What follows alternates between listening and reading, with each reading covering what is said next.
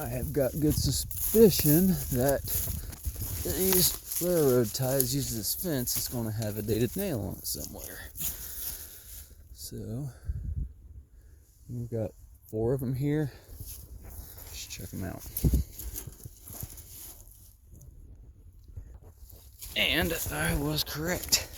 It's all the way down here at the bottom where it's really hard to see and it's tangled up in the fence, it looks like. So this is going to take a little bit more work. But it looks like it's a 1931. Let's pull it out and check it out. There she be. And 1931. Another one for the collection.